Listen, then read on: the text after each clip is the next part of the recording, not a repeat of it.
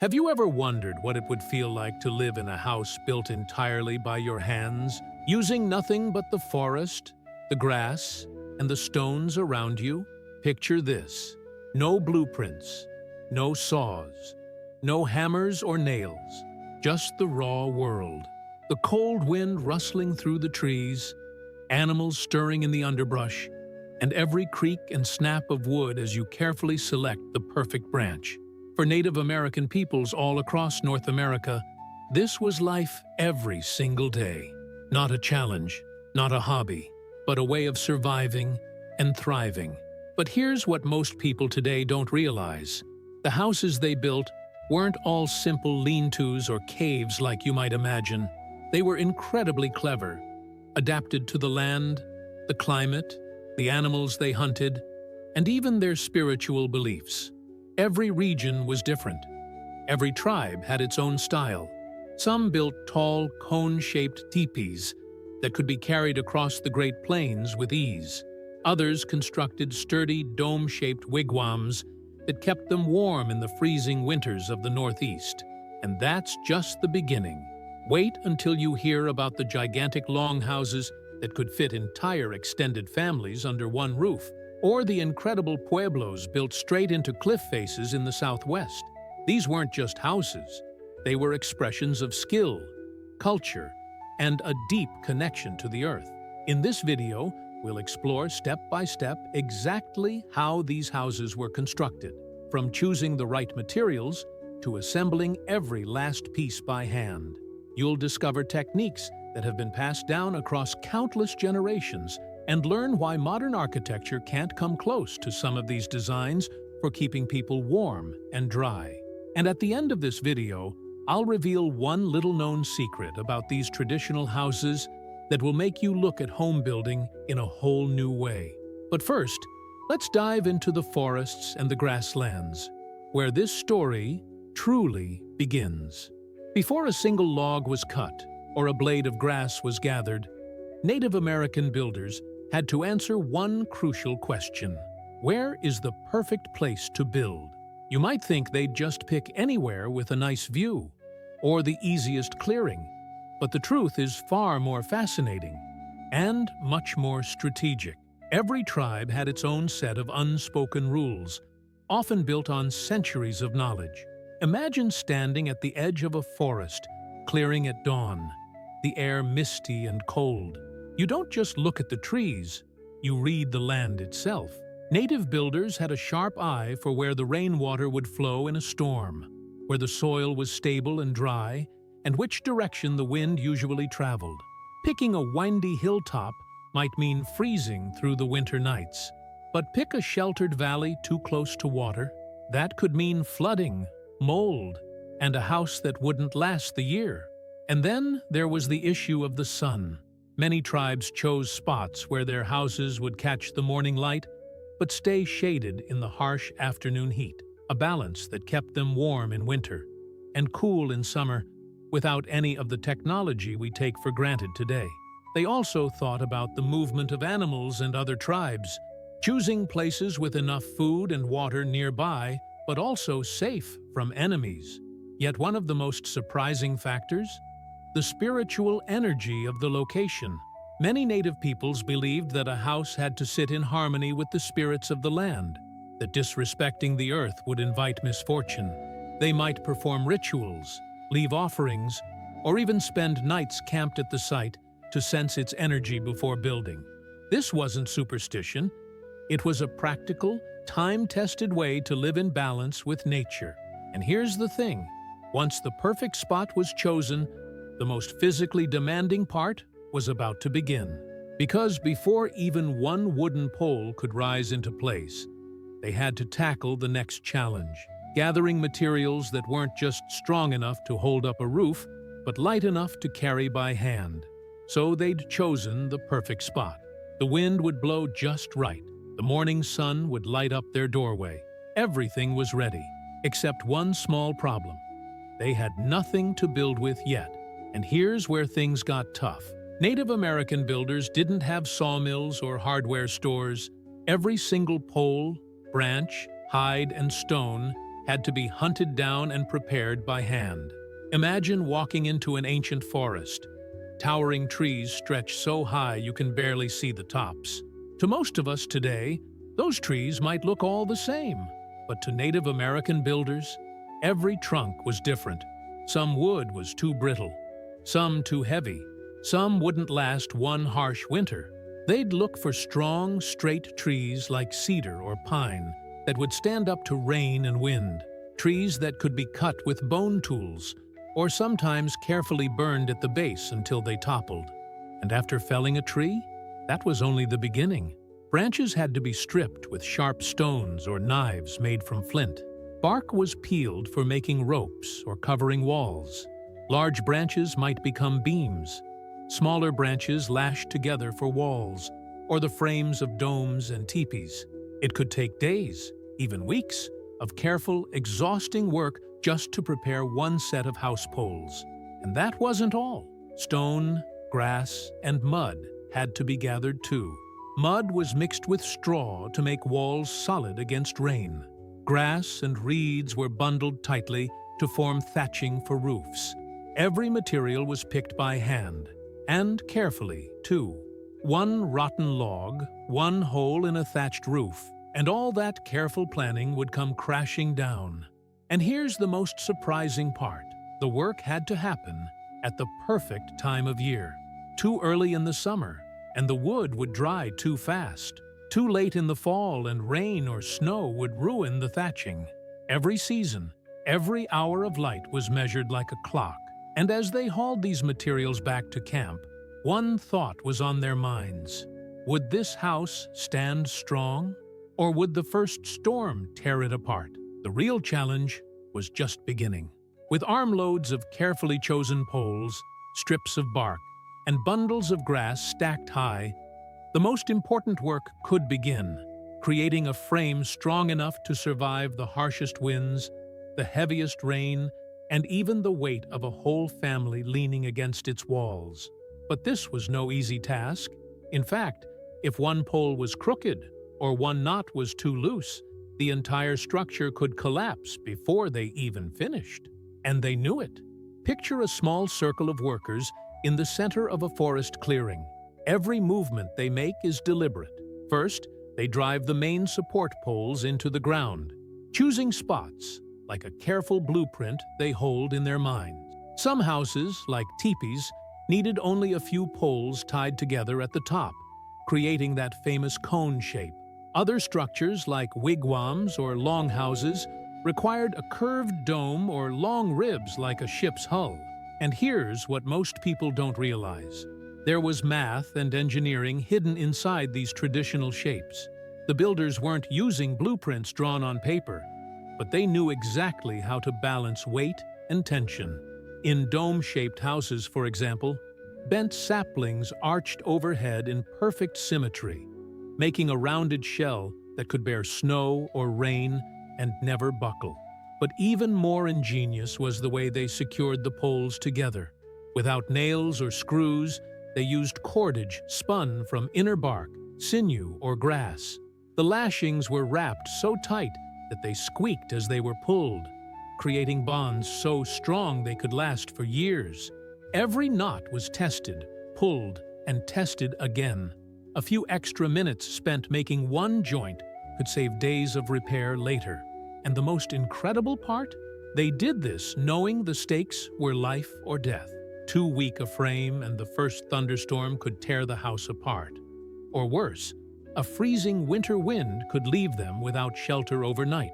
But even the most perfect frame was just the skeleton. It still had to be wrapped, sealed, and weatherproofed.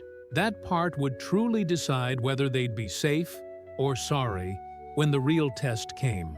With the frame finally standing, taut and strong against the sky, the next task was to turn that skeleton into a true shelter. After all, what good is a perfect frame if icy wind and rain can blow straight through it? This is where the art of covering began. And it was here that native builders showed some of their most astonishing skill. First, they had to decide what material was most abundant. On the Great Plains, for example, it was buffalo hides. In forested areas, sheets of birch bark peeled carefully in long, unbroken strips became the go-to. Other tribes, especially those in grasslands, relied on bundles of reeds or dried grass so tightly bound they could shed water like thatch. Every region had its secret, learned over generations, and every sheet of hide, every roll of bark had to be prepared by hand before it could ever cover the frame. And that prep work? It was exhausting. Hides had to be scraped clean of fat and hair, then softened with hands and feet so they wouldn't crack in the cold. Bark had to be soaked and flattened under rocks until it was pliable enough to curve without breaking. Even grass bundles had to dry perfectly to keep from rotting too soon. Every material was gathered at the right time, in the right season, or the house wouldn't last. Once the materials were ready, the covering process began. Layer by layer, they wrapped the structure. Sometimes they stitched hides together with bone needles and sinew so they could cover larger spaces without gaps. In dome-shaped wigwams, sheets of bark were tied down like shingles, overlapping to channel rain away. Every seam was checked twice. One leak, and they'd regret it during the next storm. And here's where the real magic happened. Despite all these natural materials, the houses often stayed surprisingly warm and dry. Thick grass walls or stacked hides trapped heat better than most people imagine. A carefully built house could feel almost cozy inside, even when snow piled up outside the door. But there was one last finishing touch they hadn't added yet. One secret that could make the difference between a shelter that survived the winter and one that failed. Let's find out what that was. At this point, the house looked nearly complete. A strong frame, wrapped in hides, bark, or grass. But native builders knew a terrible secret that every modern person forgets. Even the smallest crack could mean a freezing draft or rain leaking in. That's why they spent so much extra time sealing every gap as if their lives depended on it. Because they did. Imagine a cold wind slicing across an open plain in the dead of night. Without a tight seal, that icy breeze would work its way into the house like a knife. Native builders fought back with a technique as simple as it was effective. They stuffed every opening with whatever they had. Dried moss, strips of leather, clumps of grass, even clay mixed with straw. Every seam was pressed, smoothed, and sealed. And it didn't stop there. Once the outer surface was snug, they'd often add a second layer inside, making the walls doubly thick. Between these layers, they might pack more dry grass or moss as insulation, turning a simple structure into something that could stand up to blizzards. Even the doorways were designed carefully, with overlapping flaps of hide or wooden screens that trapped heat and kept the snow from blowing in. But the most surprising part? Even the floor was part of the insulation. Many houses had the ground dug out a few feet, so they could sit partially below the surface, borrowing the Earth's stable temperature. Others built raised wooden platforms and covered them in furs and mats, so no one had to sleep directly on frozen soil. And all this effort had one clear purpose: to make sure the people inside could survive. But they weren't satisfied just surviving.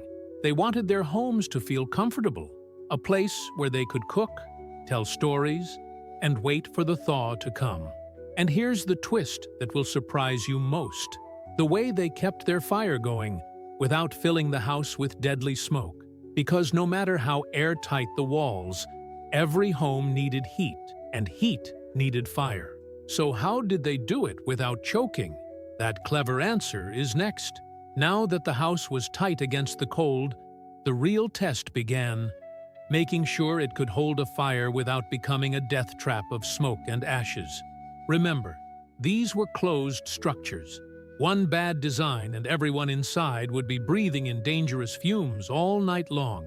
Native American builders solved this with a combination of clever design and careful daily habits that kept their fire warm but safe. First came the hearth, usually dug into the center of the floor. In some houses, like teepees, it was just a shallow pit surrounded by stones to keep the coals contained. In wigwams and longhouses, the hearth might be more elaborate, built up with clay and ringed by rocks. Its placement was always deliberate, close enough to warm everyone sleeping around it, but set far enough from walls and coverings so no sparks could catch. Fire wasn't just a tool for heat, it was something you had to respect. And that's where one of the most important innovations appeared: a hole at the top of the structure. Whether they built a cone-shaped teepee or a rounded wigwam, they left a small opening right at the apex to let smoke rise and drift out into the night. Sounds simple, right? But this was trial and error perfected over centuries. Too small a hole, and the house would fill with smoke. Too big, and heat would escape, or rain would pour in. Some teepees even had adjustable flaps they could open or close depending on the wind. Every fire was built just right, strong enough to heat, low enough not to send sparks up the walls. And they never left it unattended. Night after night, someone kept watch to add more fuel, tend the fire, or close a flap if the wind shifted. The house could stand up to winter storms. That was always on their minds. Yet even fire was just part of the puzzle. The house also had to fit the way people truly lived, where they cooked, where they slept, where they told stories together. That's where things got even more clever. And in the next part, we'll discover how they divided up their spaces to make one house feel like home. At first glance, a traditional Native American house might seem like one big, empty shelter. But step inside, really imagine it, and you'd see a world carefully arranged for a whole family or even an extended clan. Every inch had a purpose, every detail was thought through, and nothing was wasted. What looked simple on the outside was incredibly clever on the inside. Near the center was the fire, its glow lighting the interior. Around it were spots for sitting and sleeping, often mats of woven grass or folded skins spread close to its warmth. But further back, that was reserved for things most people wouldn't expect. Some houses had wooden racks overhead where clothes could dry from dampness or snow. Others built low sleeping platforms lined with furs to keep people off the cold ground. Even the walls weren't left bare. Tools hung on wooden hooks. Bundles of dried food were tucked into woven baskets or suspended high above the flames so animals and pests couldn't reach them. And the cleverness didn't stop there. Spaces were often divided by simple curtains of hide or reeds, creating privacy for different family members. Parents might sleep at one end of the house, children at another, guests at yet another. In longhouses, separate hearths allowed multiple families to live together under one roof, sharing warmth and company. Even inside a single small teepee, everyone had a place, a role, and a sense of belonging. And here's the most surprising part. Sound and scent mattered too. The interior was built so that conversations could be heard, but not too loud, so that smells from cooking wouldn't overpower everyone. Smoke could rise and escape smoothly, allowing a steady fire without choking the air. It was a balance between community and personal space that most modern houses still struggle to match. But we're not quite at the end of the story, because once the house was built and the people moved in, they still had to keep it going. Through storms, through winters, through years. And that meant knowing how to repair, renew, and pass these techniques down across generations. That's where the real endurance began. Once a house was built and a fire crackled at its center, the work didn't stop. In fact, for Native American families, keeping a house strong was a year-round commitment, one that stretched across generations. Think of it like caring for a living thing. Every rainstorm, every windstorm, every heavy snow was a test, and small fixes had to happen before tiny problems became disasters. That meant careful checks. After a big rain, someone would inspect the roof for loose bark or sagging thatch. Any torn hide had to be stitched back together right away. Weak lashings had to be pulled tight again. It was a routine as familiar as gathering food or tending animals. Even the floor was refreshed, as new grass mats or extra fur could make all the difference when the ground froze beneath. And here's where tradition played its most powerful role. Older generations passed down their knowledge like treasured tools. Parents showed children which trees to cut and which to leave. Grandparents explained how to tie a perfect knot that would hold forever. Storytellers wove lessons into myths around the fire so the next generation would remember long after they were gone. Every winter was practice. Every spring was a chance to rebuild stronger. And the most beautiful part? This was never just about shelter. It was about honoring a way of life. By maintaining their houses, they maintained their culture.